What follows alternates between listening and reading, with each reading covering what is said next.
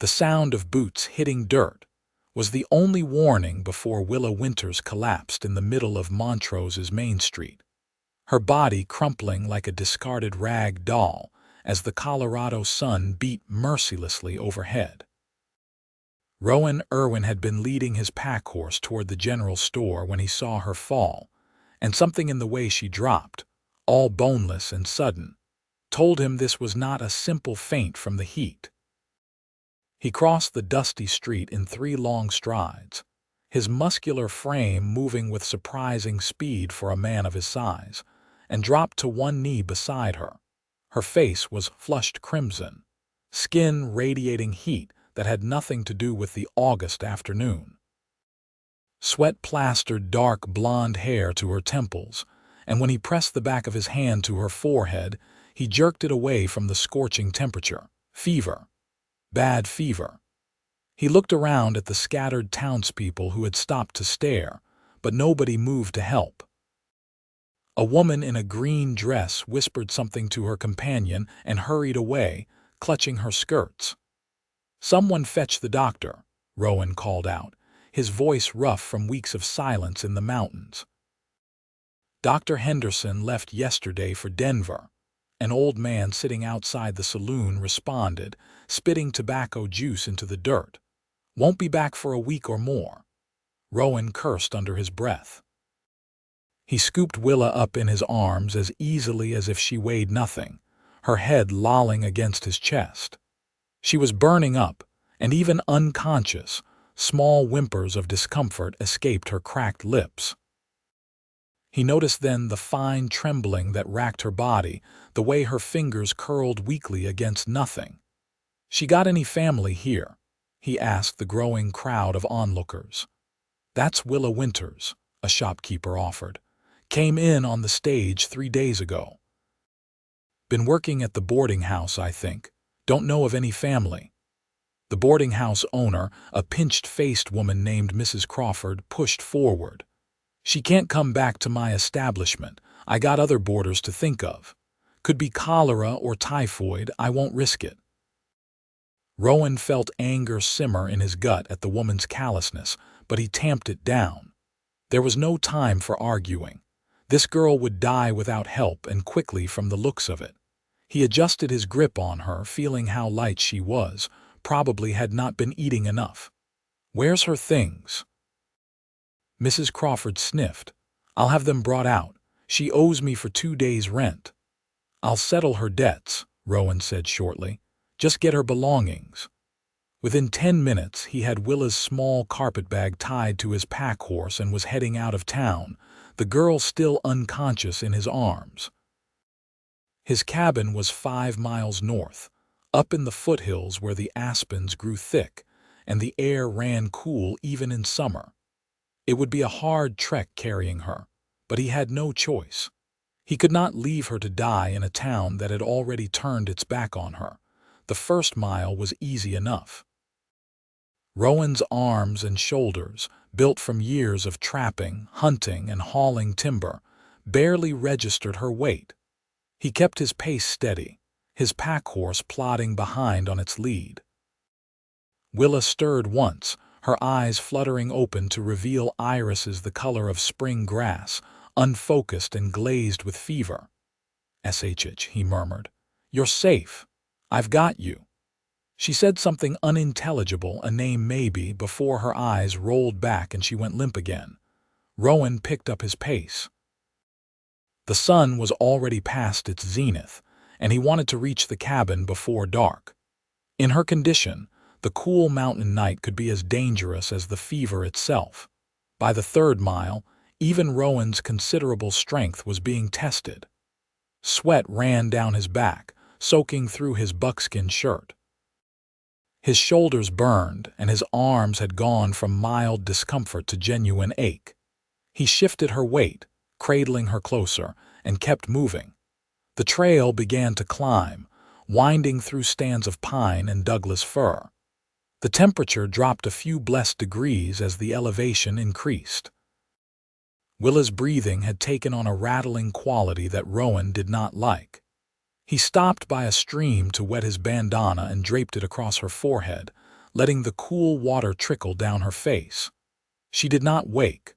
Her lips had taken on a grayish tint, and the trembling had worsened. He gave her a few drops of water, tilting her head carefully, relieved when her throat worked to swallow reflexively. "Come on, girl," he said softly. "Hold on for me. Just a couple more miles." The fourth mile tested his determination. His legs felt like lead and his back screamed in protest. The packhorse sensed his fatigue and kept nudging him with its nose, as if trying to encourage him onward. Rowan focused on putting one foot in front of the other, on the rhythm of his breathing, on anything but the burning in his muscles. He had carried elk carcasses down from the high country, dragged bear pelts for miles, but this was different. This was a life depending on him, not just meat for the winter or furs for trade. When his cabin finally came into view, tucked into a clearing surrounded by aspens that whispered in the evening breeze, Rowan nearly sagged with relief. He managed the last 100 yards through sheer stubbornness, shouldered open the door, and carried Willa to his bed. It was the only real bed in the place, a sturdy frame he had built himself with a cornhusk mattress and thick wool blankets. He laid her down gently and immediately set to work. First, he got the fire going in the stone hearth, then filled his largest pot with water and set it to boil. He peeled off her shoes and stockings, noticing with concern the blisters on her feet. She had been walking too much in shoes that did not fit right. Her dress was sweat-soaked and would need to be changed, but he hesitated, propriety warring with practicality. Practicality won. Fever this high could kill, and keeping her comfortable and cool was more important than modesty. He found one of his own clean shirts, soft from many washings, and carefully, averting his eyes as much as possible, changed her out of the damp dress and into the shirt. It hung on her like a tent, but it was dry and clean. He pulled the blankets up to her waist, leaving her arms free so she would not overheat. The water boiled, and Rowan made a weak tea from willow bark, something his mother had taught him years ago for fevers. He managed to get a few spoonfuls into Willa, though most of it dribbled down her chin. He wiped her face and neck with cool cloths, changed them when they grew warm from her skin, and kept up a steady rhythm of cooling and hydrating. Night fell, and still the fever raged. Willa thrashed and muttered, caught in fever dreams. She called out for someone named Sarah, begged someone to wait, cried over something lost. Rowan sat beside the bed, bathing her face, speaking to her in low, calm tones even though she could not hear him. "You're going to be all right," he told her. "I know it doesn't feel like it now, but you will. This fever will break. You just have to fight." He had seen fever before, had nursed his trapping partner through pneumonia 2 winters back, but this was different. He barely knew this woman. She was a stranger who had collapsed in front of him, and yet he found himself desperately willing her to live. Maybe it was the loneliness of the mountains talking, or maybe it was something about the vulnerability in her face, the way she looked so small and fragile in his big bed. Around midnight, her fever spiked even higher. Her skin was so hot to the touch that Rowan feared she would cook from the inside out. He made a decision then that would have scandalized anyone from town, but up here, there was no one to judge and a life at stake. He stripped down to his trousers, soaked several blankets in the cold stream that ran behind his cabin, and wrapped them around both of them, holding her against his chest, using his own body heat regulation to help cool her down. It seemed to work. Gradually, over the course of an hour, her temperature dropped from scalding to merely very hot. The shaking eased and her breathing became less labored. Rowan dozed fitfully, waking every time she stirred, checking and rechecking her temperature. Dawn brought no dramatic improvement, but at least she was no worse.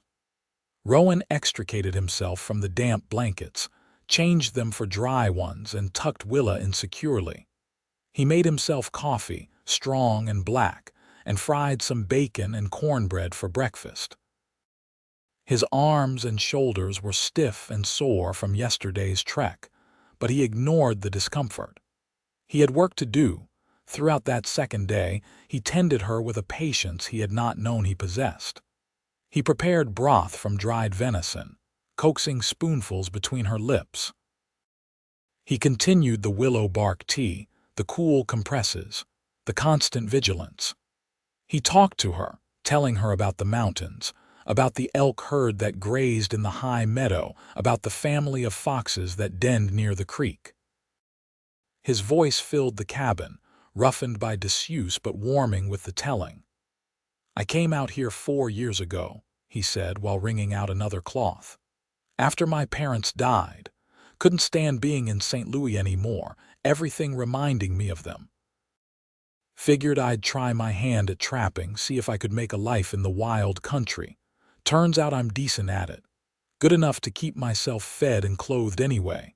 It's lonely sometimes, I won't lie, but it's peaceful, clean. Honest work for honest pay." Willa's eyes moved beneath her closed lids, but she did not wake. That evening her fever broke. One moment she was burning, the next, sweat poured from her in a deluge, soaking through the shirt and blankets. Rowan worked quickly, stripping the wet bedding, drying her off with towels, getting her into another of his shirts and surrounding her with dry blankets. She was limp as a newborn kitten, but her skin felt merely warm now instead of scorching. Her breathing had eased, deepened, and when he checked her pulse, it beat strong and steady. He nearly wept with relief. Instead, he sat back in his chair, scrubbed his hands over his face, and allowed himself a moment of exhaustion. Then he made himself more coffee, ate a cold supper, and settled in for another night of watching. Willa woke slowly the next morning, consciousness returning in stages. First came awareness of softness beneath her, warmer and more comfortable than anything she had known in weeks. Then came the sounds of a fire crackling, of someone moving around nearby. The smell of coffee and frying bacon made her stomach clench with hunger. She tried to open her eyes, but her lids felt weighted down. "Easy," a man's deep voice said, closer now. "Don't try to move too fast. You've been pretty sick." She managed to pry her eyes open. The world swam into focus slowly, revealing a log cabin with a stone fireplace, morning light streaming through a window, and the biggest man she had ever seen sitting beside the bed. He had dark hair that fell past his shoulders, a thick beard, and eyes the color of a storm-gray sky. His shoulders were impossibly broad under a buckskin shirt, and his hands, wrapped around a tin cup, looked like they could crush rocks. "Who are you?" Her voice came out as a rasp, her throat raw. "Name's Rowan Irwin. You collapsed in Montrose 3 days ago. I brought you up to my cabin." He set down his cup and poured water from a pitcher into a tin mug. "Here, drink this slowly." She tried to sit up and immediately regretted it as the world tilted alarmingly. Rowan moved quickly, propping pillows behind her back, supporting her with one massive hand between her shoulder blades until she was steady. The casual strength in that touch made her shiver, though not from fever this time. "I don't understand," she said after draining half the mug. "Why would you help me? You don't know me. Didn't seem right to leave you to die in the street." He said it simply, as if it were the most obvious thing in the world. "Do you remember anything?" Willa frowned, trying to push through the fog in her mind. "I remember feeling sick. For days, I think. I kept working, though. I had to. Mrs. Crawford doesn't tolerate slackers." The memories came back in pieces. "I was walking to the general store. Everything started spinning, that's all. You had a bad fever, still not entirely sure what caused it. Could have been any number of things." She looked down at herself, realizing she wore a man's shirt that definitely did not belong to her. Heat flooded her cheeks. "Did you?"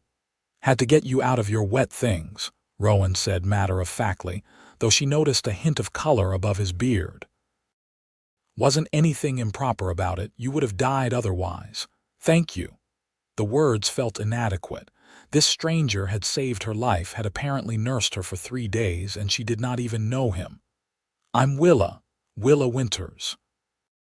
"Pleased to meet you, Willa, even under the circumstances." A small smile tugged at his mouth. "You hungry? I've got bacon and cornbread." Her stomach answered for her with a loud growl that made them both laugh. Rowan brought her a plate, insisting she eat slowly. The bacon was a bit overcooked, and the cornbread was dense and plain, but to Willa, it was the best meal she had ever tasted. She had been barely scraping by in Montrose, spending most of her meager wages on room and board with little left for proper food. "How did you get me here?" she asked between bites. "Montrose is miles away, isn't it?" "About 5 miles, give or take. I carried you." The bacon nearly stuck in her throat. "You carried me 5 miles." He shrugged those massive shoulders. "Wasn't so bad. You don't weigh much. Still." She studied him with new appreciation.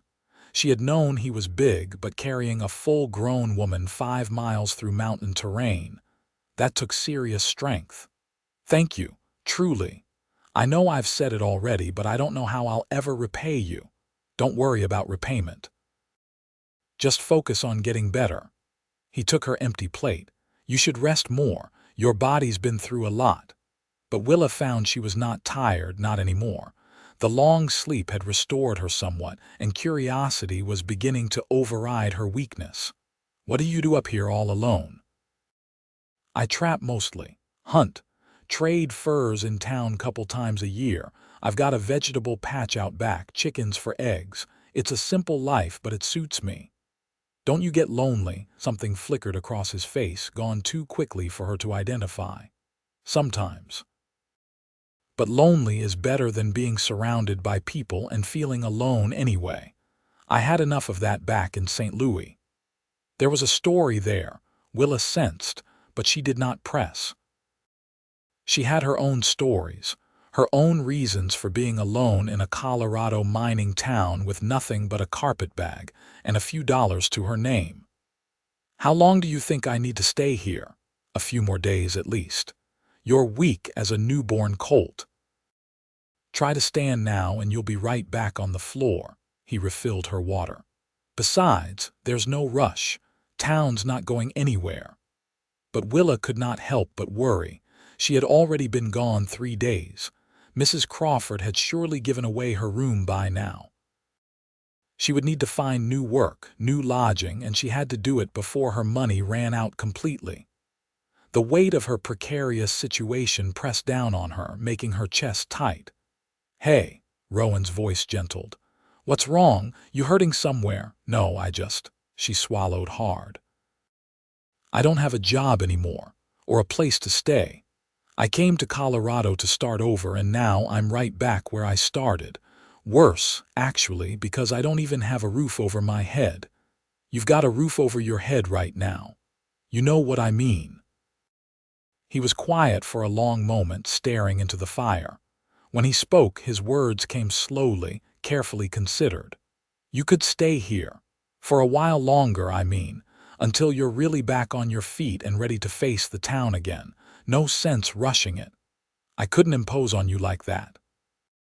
"It's not imposing if I'm offering." He looked at her then, those gray eyes serious. "Truth is, it's been nice having someone to talk to.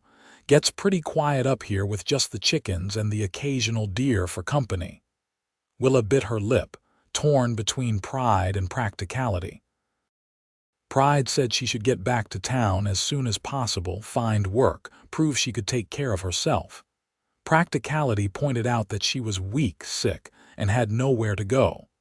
A few more days of rest could make all the difference. "Just a few more days," she said finally, "until I'm stronger. However long you need." Those first days established a routine. Willa spent most of her time resting, regaining her strength slowly. Rowan went about his daily tasks, checking his trap lines, tending his garden, chopping wood, but he was never gone long, always returning to check on her. He cooked simple meals that gradually restored some color to her cheeks. He brought her books from his small collection, worn volumes of poetry and adventure stories that had belonged to his mother. Willa read to him in the evenings while he worked on repairing a saddle or sharpening his knives. Her voice filled the cabin with stories of far-off places and grand adventures, and Rowan found himself looking forward to those evening hours more than he wanted to admit. There was something peaceful about having her there, curled up in his big chair with a blanket over her lap, lamplight casting warm shadows across her face. By the end of the first week, Willa could walk around the cabin without getting dizzy. By the end of the second, she insisted on helping with chores.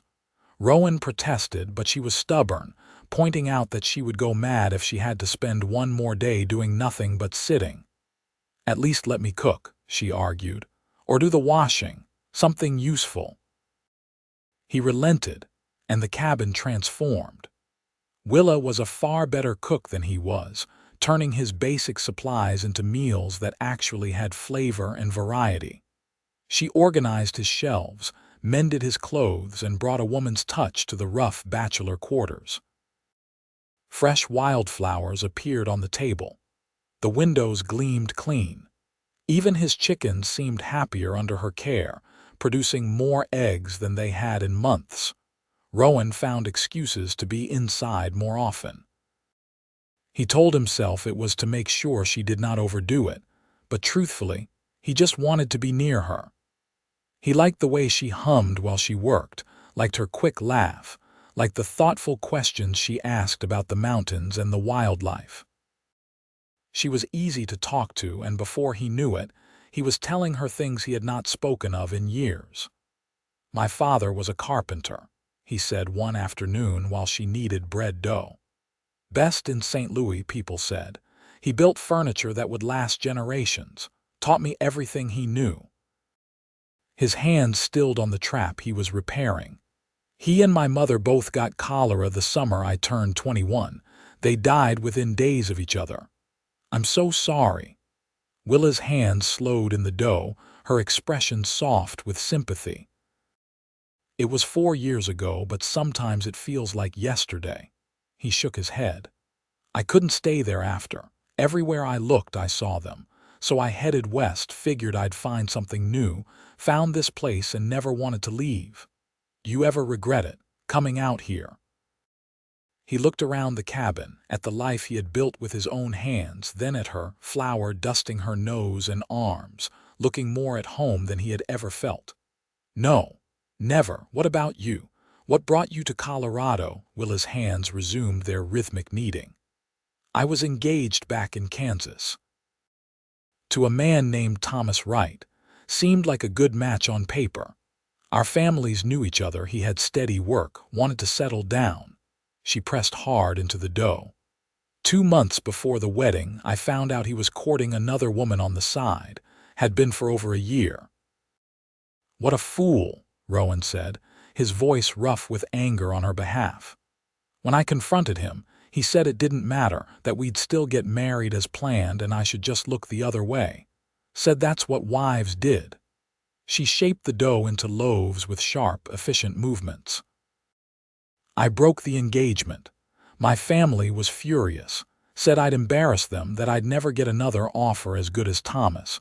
So I took the money I'd been saving and bought a stage ticket as far as it would take me. That took courage, or stupidity." But she smiled a little. "Either way, I ended up in Montrose with $20 and no prospects. Got hired at the boarding house within a day, so I thought my luck was changing. Then I got sick and, well, you know the rest. Your family sounds like they didn't deserve you. Maybe. Or maybe they were right and I'm too stubborn for my own good." She covered the loaves with a cloth and set them near the warm stove to rise. "Either way, I can't go back. I burned those bridges pretty thoroughly." "Good," Rowan said firmly. "A woman who stands up for herself is worth 10 who just go along to keep the peace." Their eyes met across the cabin, and something passed between them, an understanding, a connection. Willa looked away first, busying herself with wiping down the table, but her cheeks were pink. As the days turned into weeks, the boundaries between them began to blur. Rowan found himself watching her more often, noticing little things. The way she bit her lower lip when concentrating, the grace in her movements despite her small frame, how her eyes lit up when she laughed. The few freckles scattered across her nose. He started bringing her things from his wanderings. A perfectly smooth river stone, wildflowers he thought she might like, a piece of quartz that caught the light. Willa treasured each gift, lining them up on the windowsill like precious jewels. She found herself thinking about Rowan at odd moments, marveling at his gentleness despite his size. She watched him work, fascinated by the play of muscles under his shirt when he chopped wood, the patience in his big hands when he worked on his traps. She loved his laugh, rare but genuine, and the way his eyes crinkled at the corners. She felt safe with him in a way she had never felt with Thomas or anyone else, but neither spoke of these growing feelings. Willa told herself she was being a fool, developing feelings for a mountain man who had simply taken pity on a sick stranger. Rowan convinced himself that she would leave as soon as she was fully recovered, heading back to town and civilization, and it was better not to let his heart get involved. One morning in early September, Rowan returned from checking his traps to find Willa had been baking. The cabin smelled of cinnamon and apples, and a pie sat cooling on the table, golden and perfect. "Where did you get apples?" he asked, stunned. "I found an old tree down by the creek." Most of the fruit was past saving, but some were still good. She looked pleased with herself. "Consider it a thank you for all you've done for me." He cut into the pie while it was still warm, and the first bite made him close his eyes in pleasure. "This is incredible, my grandmother's recipe." She cut a slice for herself. "I haven't made it in years. Forgot how much I missed it." They ate pie for breakfast, lunch, and dinner that day, neither caring about propriety or proper meals. It was one of the happiest days Rowan could remember, just the two of them laughing and talking, with no thought of the outside world. That night, a storm rolled in from the high country, bringing cold rain and howling wind. Rowan built up the fire and checked that the door and windows were secure. Willa stood at the window, watching lightning fork across the black sky, illuminating the dancing aspens. "I used to be terrified of storms when I was little," she said. "My father would sit with me and tell me stories until I fell asleep. Are you scared now?" "No." She looked at him over her shoulder. "I feel safe here. With you." The simple words hit him like a physical blow. He crossed to her, drawn by something he could not name, and stood beside her at the window. They were close enough that he could feel the warmth of her, smell the faint scent of cinnamon that still clung to her hair. "Willa," he began, then stopped, not knowing how to continue. She turned to face him fully. In the flickering firelight, she was beautiful, and not just in the physical sense. Beautiful in her strength, her resilience, her kindness. "Rowan, I need to tell you something." "What is it?" "I don't want to go back to town." The words came out in a rush. "I know I've been here over a month now, and I know you probably want your space back, but I've been happier here than I've ever been anywhere else. I don't want to leave." His heart hammered in his chest. "You want to stay here with me, if you'll have me. I can keep cooking and cleaning, I can help with the traps and the garden. I won't be a burden, I promise." "Willa." He cupped her face in his hands, those big, calloused hands that were so gentle on her skin. "You could never be a burden. Having you here has been the best thing that's happened to me in years, but I need you to understand something." "What?" "If you stay, it won't be as my housekeeper or my helper." His thumbs traced her cheekbones. "I'm falling in love with you. Hell, I probably already have fallen. You're in my thoughts from the moment I wake until I fall asleep. I look for excuses to make you smile. I bring you presents like some lovesick schoolboy." He huffed a laugh. "If you stay, I want you to stay as more than a friend." Tears sparkled in her eyes, but she was smiling. "I love you too. I've been trying not to, telling myself I was being ridiculous, but I can't help it. You're the kindest, strongest, most wonderful man I've ever known." He kissed her then, softly at first, giving her time to pull away if she wanted, but she did not pull away. Instead, she leaned into him, her hands fisting in his shirt, kissing him back with a fierce tenderness that made his head spin. The storm raged outside, but inside the cabin, there was only warmth and light and the feeling of coming home. When they finally broke apart, both breathing hard, Rowan rested his forehead against hers. "Will you marry me, Willa Winters? I know I'm just a mountain man with a simple cabin, and I can't offer you much in the way of fancy things, but I can promise you'll be loved and cherished every day for the rest of your life." "Yes," she whispered. "Yes, 1,000 times yes." They were married 3 weeks later in Montrose, with the circuit preacher officiating and half the town looking on in surprise.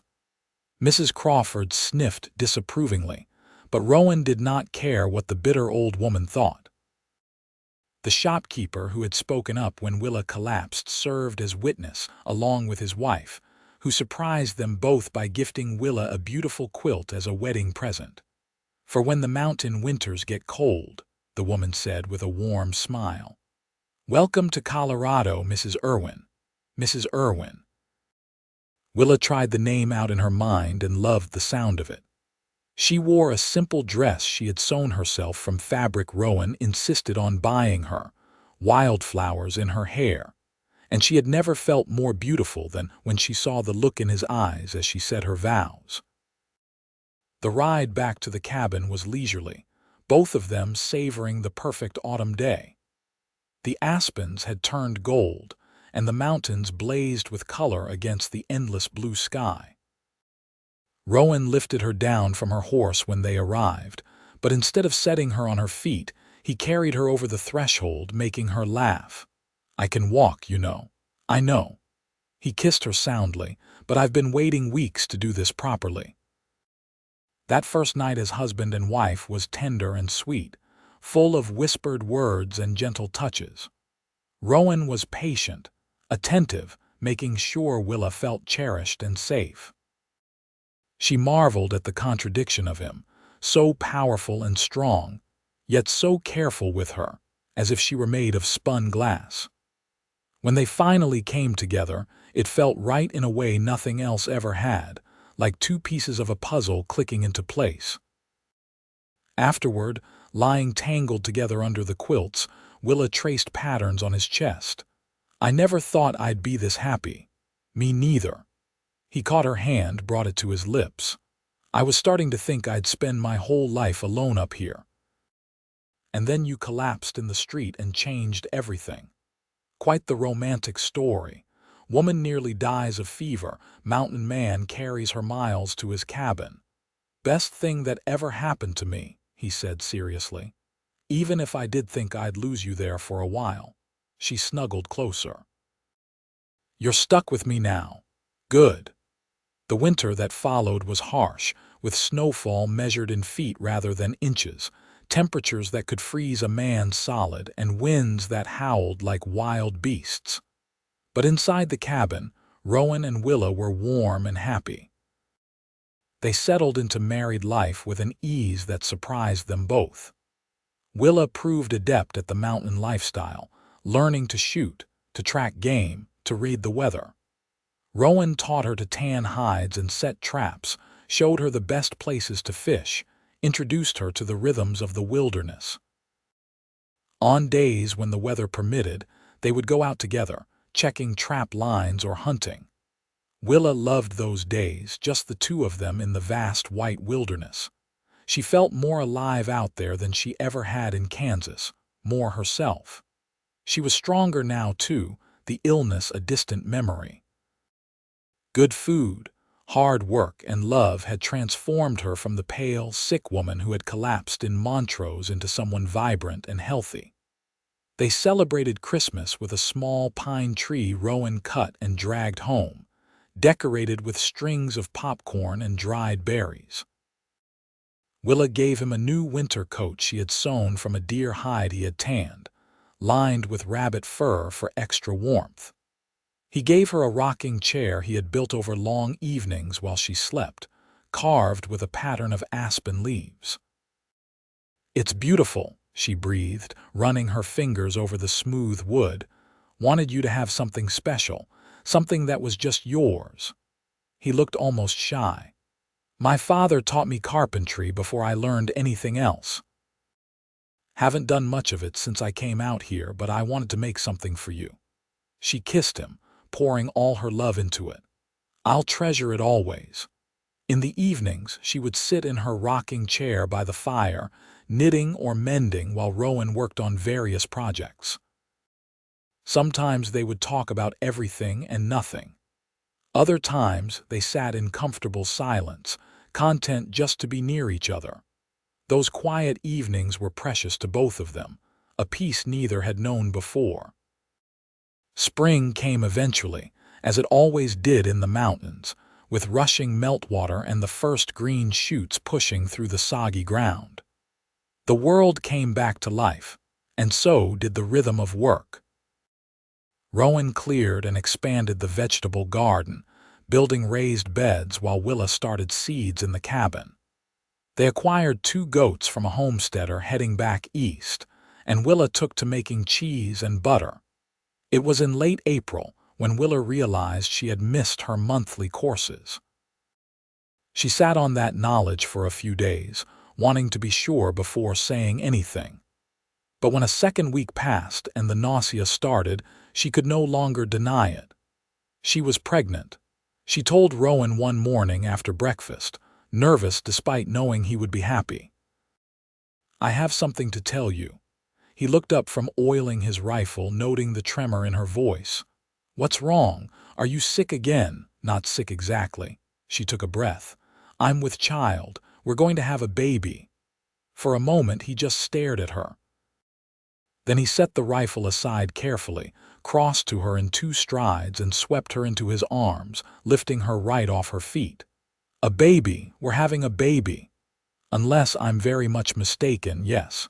He kissed her thoroughly, then set her down gently as if she had suddenly become fragile. "When?" "Late October, I think, maybe early November. We need to get supplies, baby things, a cradle, blankets." His mind was already racing ahead. "Should you be lifting things? Maybe you should rest more, stop helping with the heavy chores." She laughed at his sudden protectiveness. "Rowan, I'm pregnant, not made of porcelain. Women have been having babies since the beginning of time. I'll be fine." But he fussed over her anyway, insisting she rest more, taking over tasks he had previously let her do. Willa found it both endearing and exasperating. She was healthy and strong, and pregnancy was not an illness. But she also understood his concern and let him mother her a little, knowing it came from love. He built a cradle over the summer, working on it during the long twilight hours. It was a beautiful piece of work, sturdy and smooth, with high sides to keep the baby safe. Willa sewed tiny clothes and blankets, her heart full of wonder at the thought of the little life growing inside her. As her belly swelled with the pregnancy, Rowan found himself falling even more in love with her. She glowed with it, radiating a contentment and joy that took his breath away. He would catch himself staring at her as she worked, one hand unconsciously resting on her rounded stomach, humming to the baby that would soon be there. The pregnancy was not easy. Willa suffered from intense nausea in the early months, able to keep down only dry bread and weak tea some days. Her back ached as she grew larger. The mountain summer heat made her swell and become uncomfortable, but through it all, she remained cheerful, excited about meeting their child. "What do you want?" Rowan asked one evening in late summer. A boy or a girl? I don't care as long as the baby is healthy. She shifted, trying to find a comfortable position. What about you? Same. Though a little girl with your pretty eyes would be nice. Or a boy with your strength, or both eventually. She smiled at that, the thought of a house full of children, a real family. Something neither of them had any more but could build together.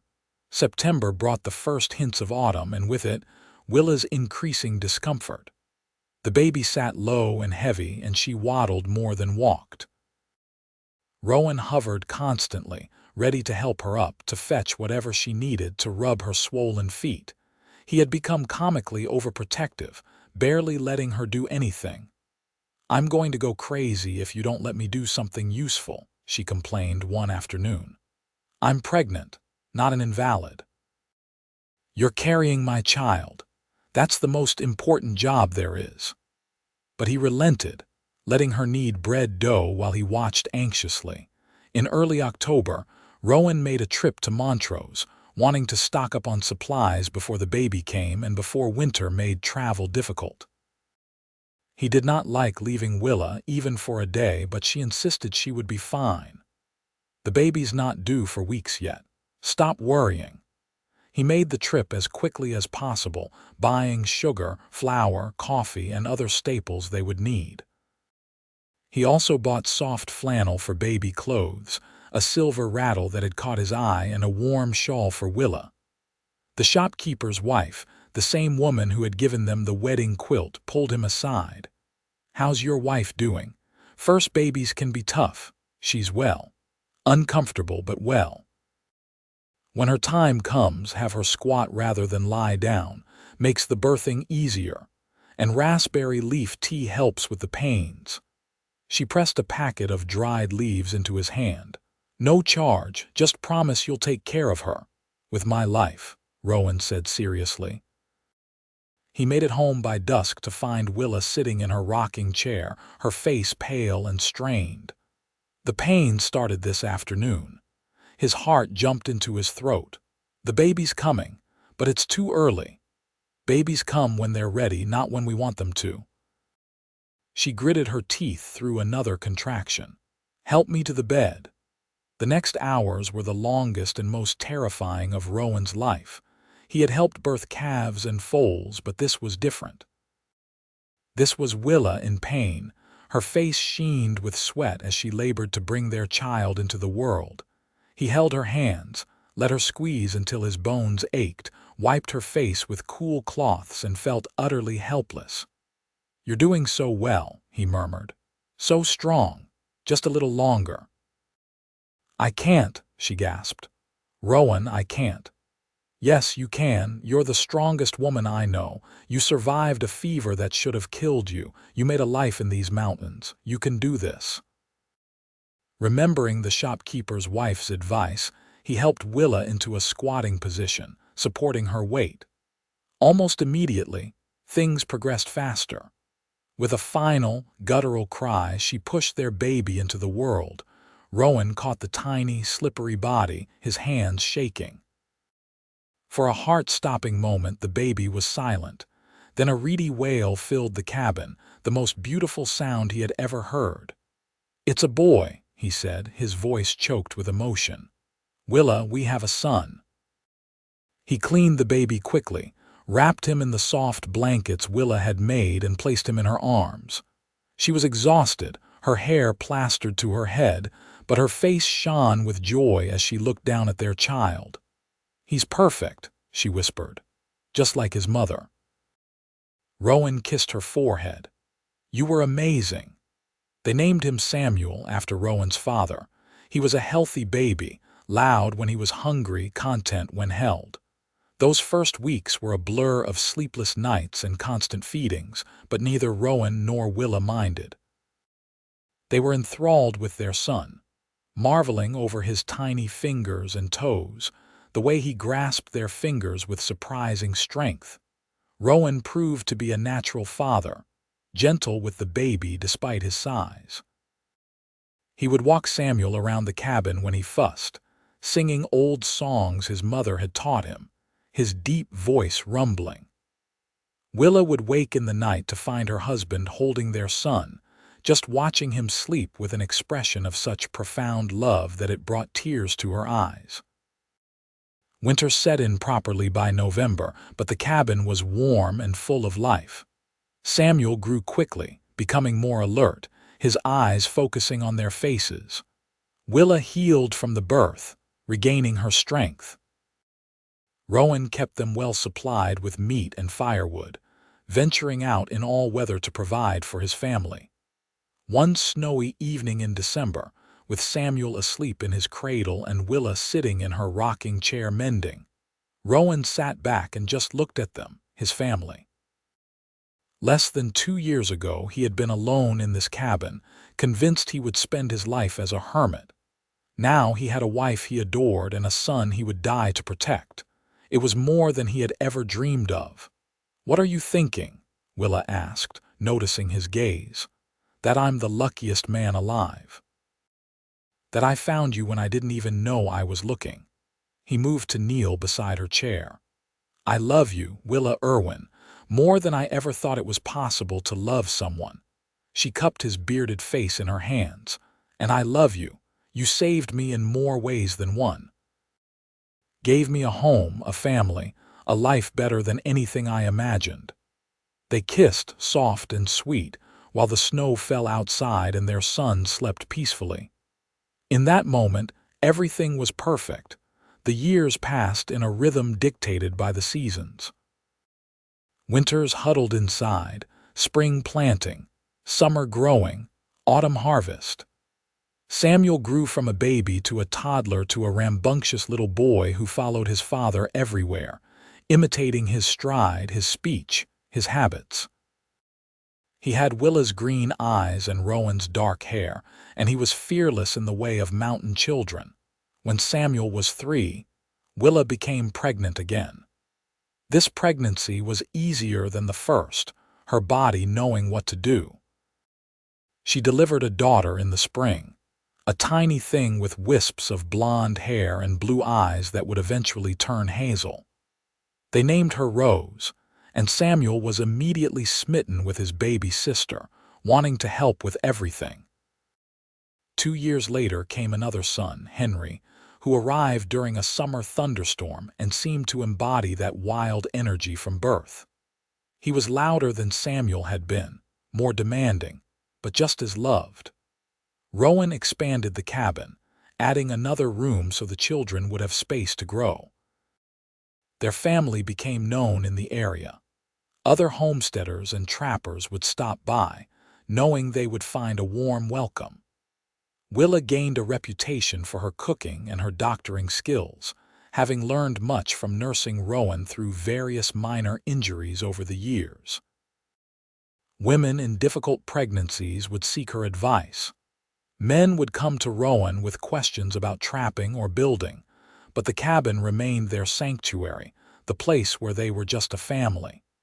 Evenings were still spent by the fire, now with children playing at their feet. Rowan still brought Willa small gifts from his wanderings, stones and flowers, and once, a butterfly preserved in tree sap. She still cooked his favorite meals and mended his clothes and rocked in the chair he had made her. On their 10th wedding anniversary, Rowan took Willa on a picnic to the high meadow where the elk grazed. The children stayed with a neighboring family for the day, giving them rare time alone. They lay in the grass, watching clouds drift across the impossibly blue sky. "You ever regret it?" Rowan asked. Staying here instead of going back to civilization, Willa propped herself up on her elbow to look at him. "Never, not once. This is where I belong, with you, with our children in these mountains." She traced his jaw. "Do you regret carrying a sick stranger 5 miles to your cabin?" "It's the best thing I ever did." He pulled her down for a kiss. "Changed my whole life." "Changed mine too. I was so lost before I met you, had no idea what I was doing or where I was going, and then you were there, and suddenly everything made sense." They made love in the meadow, under the vast Montana sky, with the sweetness and familiarity of long marriage. When they returned to collect the children that evening, they were relaxed and happy, connected in the way that only comes from years of partnership and love. Samuel, at 13, had begun to resemble his father more and more. He had Rowan's height and build, already broad-shouldered and strong for his age. He could track and hunt, could read the weather and the land. But he had his mother's gentle heart, her way with words. He wanted to be a writer. He had confided to Willa, wanted to capture the beauty of the mountains in stories. "Then you should," she encouraged. "Your father can teach you the skills to survive out here, but that doesn't mean you can't pursue learning too." They ordered books from catalogs, building a small library in the cabin. Samuel devoured them all, reading by firelight until his eyes ached. Rowan was bemused by his son's bookishness but supportive, proud that the boy had inherited his mother's intelligence. Rose, at 10, was a curious mix of both parents. She had Willa's delicate features but Rowan's fearlessness. She climbed trees higher than her brothers dared, brought home injured animals to nurse, and asked endless questions about everything. She wanted to understand how things worked, why things were the way they were.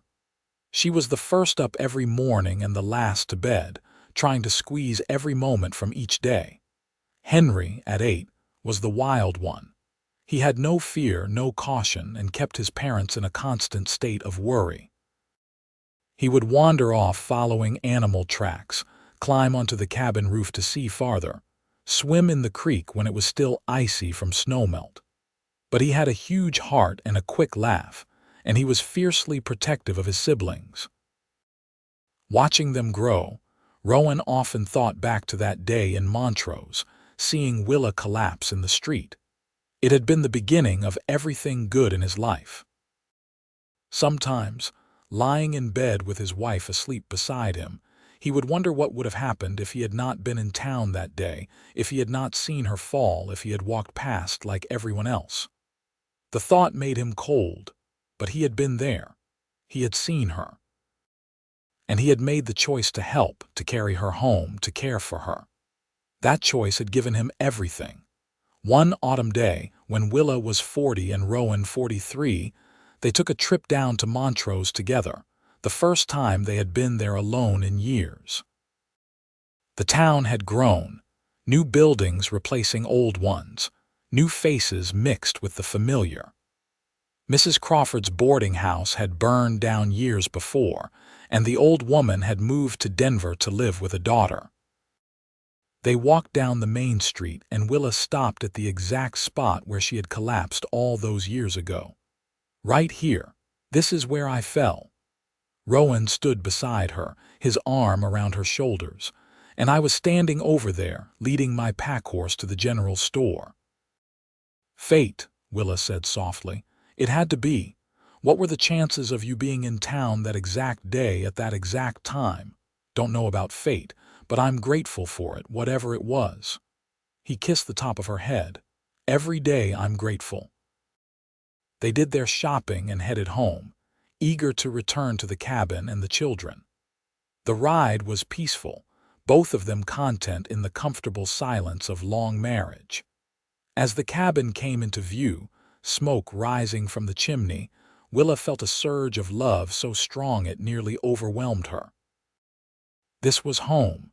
Not the cabin itself, though she loved every log and stone of it, but the life they had built together, the family they had created, the love that filled every corner.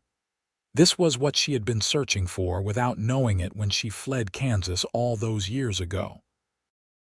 That night after the children were in bed, Rowan and Willa sat on the porch, watching the stars come out.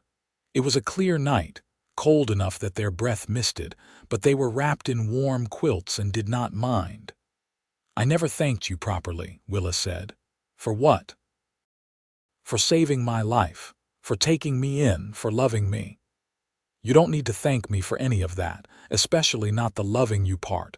That's the easiest thing I've ever done." She rested her head on his shoulder. "Still, I want you to know how much it all means to me. You could have left me in that street, or you could have just dropped me at the doctor's office if he had been there. But you carried me all the way to your home. You nursed me back to health. You gave me a place to stay when I had nowhere to go." Her voice grew thick with emotion. "You gave me everything, Rowan." He turned to her, wiping away the tears that had started to fall. "You gave me just as much. I was existing before you came, not living. There's a difference. You taught me what it meant to really live, to love, to be part of something bigger than myself." He kissed her softly. "We saved each other." As if on cue, Rose called out from inside, having woken from a bad dream. Willa rose to go to her, but Rowan stood first. "I'll get her. You stay here and enjoy the quiet." She watched him go inside, heard his low murmur and Rose's sleepy response. A moment later, he emerged with their daughter in his arms, wrapped in a blanket. "She wants to stargaze." The three of them sat together, pointing out constellations, making up stories about the patterns in the sky. Soon Samuel and Henry emerged too, drawn by the sound of voices. And then it was all five of them crowded on the porch, laughing and talking under the Colorado stars. This was everything, Willa thought. This was what life was supposed to be. Not perfect, not easy, but full of love and laughter and family. Full of moments like this, where time seemed to slow and happiness felt solid enough to hold. The children grew older, became teenagers with lives and dreams of their own. Samuel did become a writer, his stories of mountain life published in magazines back east. He eventually married a teacher who came to the area, a smart woman named Clara who loved the wilderness as much as he did. They built a cabin a few miles from Rowan and Willa, close enough to visit often but far enough for privacy. Rose shocked everyone by becoming a doctor. She traveled to Denver to study, one of only a handful of women in her class, and returned to practice medicine in the mountain communities. She never married, claiming she was too busy, but she had plenty of suitors over the years. She remained her parents' wild child, always chasing the next adventure. Henry took after his father completely, becoming a trapper and guide. He married young, at 20, to a homesteader's daughter, and they had 6 children in rapid succession. Family gatherings became loud, chaotic affairs, with grandchildren running everywhere, and Rowan and Willa loved every minute of it. As they aged, their bodies slowing down, Rowan and Willa remained as devoted to each other as ever. They moved a bit slower, needed more rest, but their love never diminished. If anything, it deepened, becoming something comfortable and essential like breathing. On their 30th wedding anniversary, their children and grandchildren gathered for a celebration. Samuel had organized it, bringing food and decorations, turning the cabin and the clearing around it into a festival. There was music and dancing, food and laughter. At one point, someone called for Rowan and Willa to tell the story of how they met. "Oh, you've all heard it 100 times, Willa protested. "Tell it again," Rose insisted. "Some of the grandchildren haven't heard it." So they told it, Rowan and Willa taking turns, filling in details for each other. About the collapse in the street, the 5-mile trek, the days of fever. About falling in love while she recovered. About the marriage and the years that followed. The grandchildren listened with wide eyes, enthralled by the romance of it. "So Grandma almost died?" one of Henry's sons asked. "She surely would have if your grandfather hadn't saved her," Willa confirmed. "He's a hero," the boy said decisively. Rowan laughed. "I don't know about that. I just did what anyone should have done." "But not everyone would have," Willa said, squeezing his hand. "That's what made you special. You saw someone who needed help and you helped, no questions asked." Later, as the party wound down and the younger grandchildren dozed on blankets, Rowan and Willa found themselves alone on the porch again, their favorite spot. The stars were coming out, the same stars they had watched for 30 years. "You remember the first time I told you I loved you?" Rowan asked. "During the storm, you said you were falling in love with me and I said I loved you too. Best night of my life up until then." "Well, tied with our wedding night," she laughed. "And now I have so many best nights I can't keep track of them all." "Every night with you is the best night, sweet talker. Only for you." They sat in comfortable silence, watching the stars, listening to the sounds of their family settling down for the night inside. This was legacy, Willa thought, not money or property or things, but this. People who loved each other, memories made and shared, stories passed down, a life lived fully and with purpose. "I'd do it all again," she said suddenly. "Every bit of it. The fever, the fear, all of it, if it meant ending up here with you." "Me too," Rowan said. "I'd carry you 5 miles every day for the rest of my life if that's what it took to keep you." "You saved me, Rowan Irwin." "No, darling, we saved each other." As the years continued to pass, Rowan and Willa remained in their cabin, surrounded by family, living out their days in the mountains they both loved. They would sit together on the porch most evenings, holding hands, watching the sun set behind the peaks, grateful for every moment they had been given. When Rowan was 65, he took a bad fall while checking his traps. He broke his leg, and though it healed, he was never quite as mobile afterward. Willa nursed him through it with the same patience and devotion he had shown her all those years ago. She helped him walk, supported him when he stumbled, and never once complained about the extra work. "I'm slowing you down," he said one day, frustrated with his limitations. "Then we'll be slow together," she replied simply. "I'm not leaving you behind." They adjusted, finding new rhythms that accommodated his injury. Samuel took over more of the heavy work around the cabin. The grandchildren helped with the garden and the animals. Rowan focused on carpentry again, making toys and furniture for the growing family, things that didn't require as much physical movement. Willa, now in her early 60s herself, developed arthritis in her hands. The woman who had once sewn and knit so beautifully found her fingers stiff and painful. But she adapted, finding ways to work around the pain, accepting help when offered. They grew old together, as they had always planned, supporting each other through the indignities and challenges of aging. Their love remained constant, a bedrock that supported them through everything else.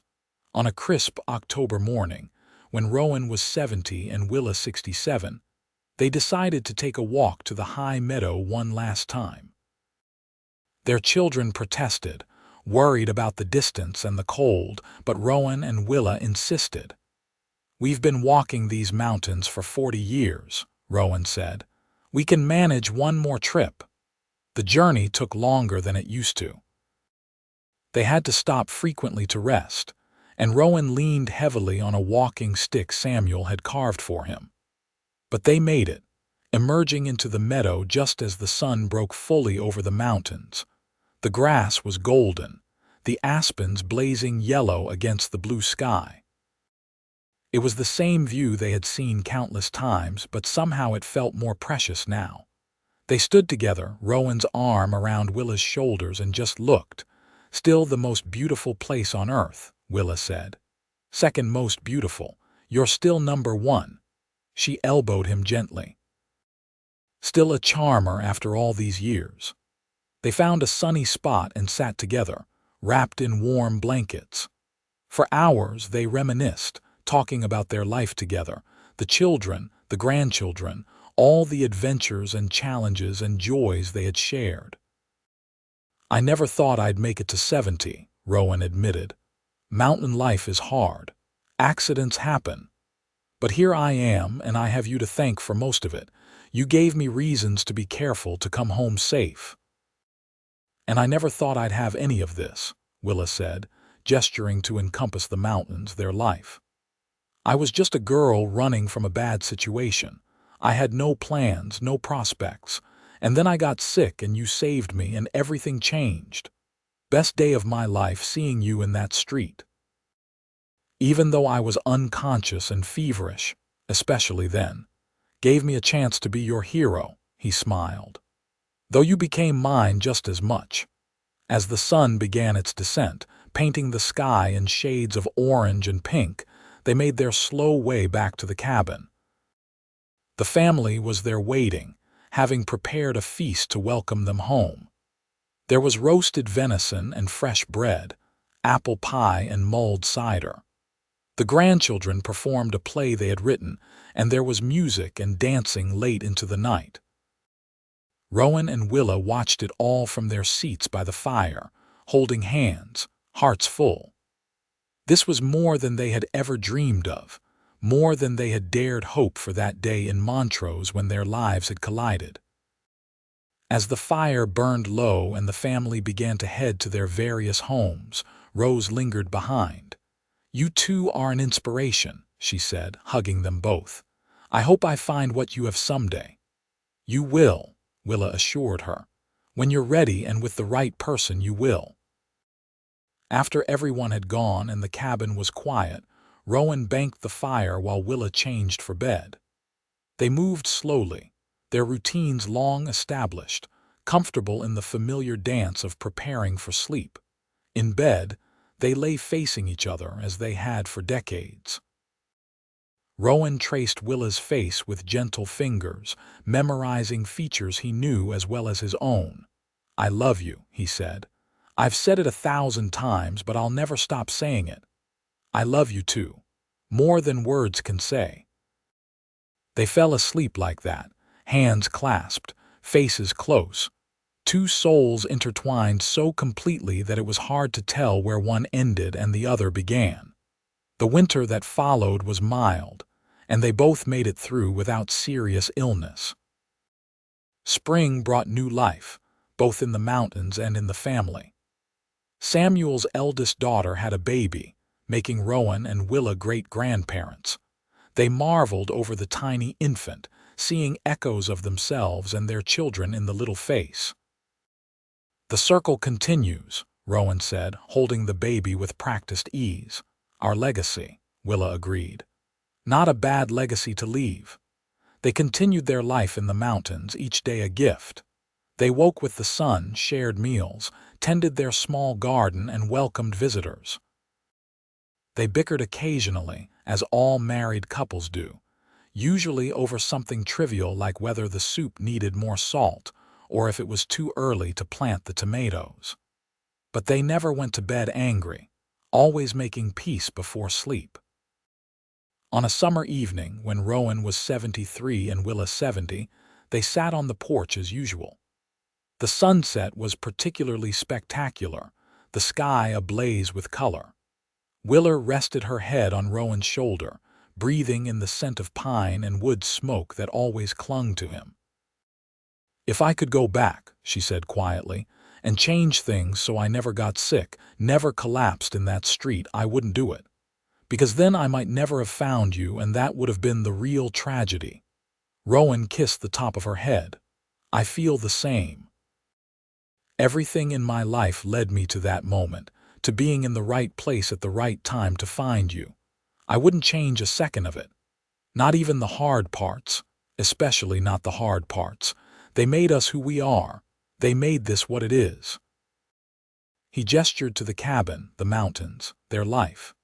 Every struggle was worth it to end up here.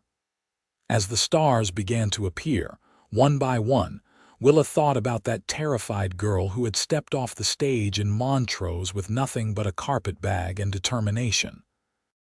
She had been running from something then, fleeing a life that didn't fit. But she had been running toward something too, though she had not known it. Running toward this cabin, this man, this life. "You believe in destiny?" she asked. Rowan considered it. "I believe we make choices, and sometimes those choices lead us where we're meant to be. I chose to help you. You chose to stay. We chose each other. And every day since, we've kept choosing each other." "I'll always choose you," Willa said, "in this life and whatever comes after." and I'll always choose you." They sat together until the cold drove them inside, then lay in bed, wrapped in each other's arms. Outside, the wind moved through the aspens, making them whisper. An owl hooted from the woods. A coyote sang its lonely song to the moon. The mountains stood eternal and unchanging, witnessing another day in the lives of two people who had found each other against all odds. Years continued to pass, measured now in seasons and celebrations, in the growth of grandchildren and the arrival of great-grandchildren.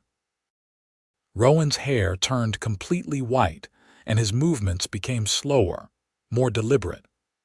Willa's face grew lined, her hands gnarled, but her eyes still sparkled with the same intelligence and humor they always had. They celebrated their 40th anniversary surrounded by family. 4 generations gathered to honor the love story that had started with a collapse in the street and a mountain man willing to carry a stranger home. The stories were told again, embellished by the grandchildren, treasured by all.